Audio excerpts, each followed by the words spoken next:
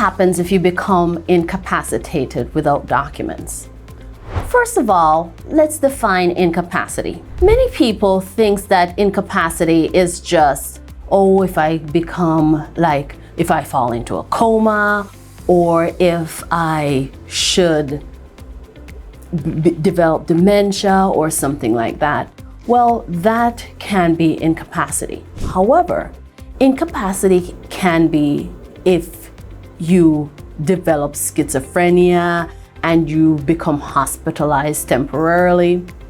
Some people can have incapacity if they go into surgery. That's a period of incapacity. So incapacity is any time, whether brief or permanently, where you cannot make decisions for yourself. And so if you become incapacitated, what happens if you do not have documents? If it's a brief period, then you can just wait for you to gain capacity, and then you can just go on and live your life as usual. However, hopefully it's not a situation where a very important decision has to be made. For instance, if you're in surgery, then the doctor needs to have a decision made whether you need to cut your leg off or not. Hopefully it's not that, but hopefully it's just a brief period of incapacity, then you regain capacity and then you can move on. But for the sake of this video, I'm talking about incapacity that's for the rest of your life. And if you do not have documents for that period of time, then guardianship is the only way that you can really move forward. For some people, they can live for a period of time without documents, and you're really living and during that time for the goodwill of someone, because you may go to the doctor and the doctor, you might have a history with that doctor, because I know some people who they have been going to a doctor since that child was a minor. The doctor has a relationship with those parents, and so the doctor will continue treating the child, now adult.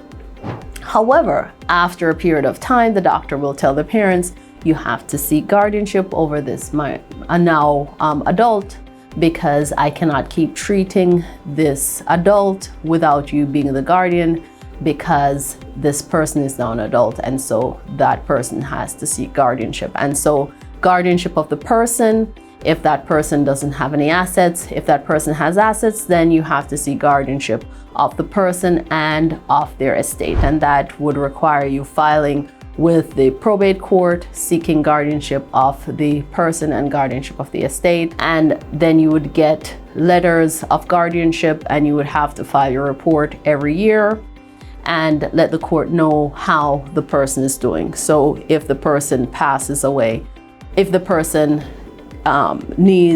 becomes incapacitated without documents, guardianship is the only way. And you're talking about a situation of 3+ months. That person who is incapacitated would need an attorney ad litem, who is a third-party independent attorney who will be hired and appointed by the court to represent that incapacitated person, who will ensure that guardianship is in that person's best interest. The court will send a court investigator to go visit the proposed ward, who is that incapacitated person. That proposed guardian will have to do a background check, may have to also do an FBI check to just make sure that they don't have any criminal background, so that they can be the guardian of the proposed ward. So if you become incapacitated without documents, you will be putting that guardian through a whole lot of work. So go ahead, if you are thinking that you may become incapacitated, if you know what your future holds health-wise, go ahead, be kind to your future guardian. Go ahead and draft those documents up front. My name is Megan Truick. Thank you for watching this video. Thanks so much for watching our video. We hope you found it helpful and enjoyable. If you liked what you saw, please give us a thumbs up.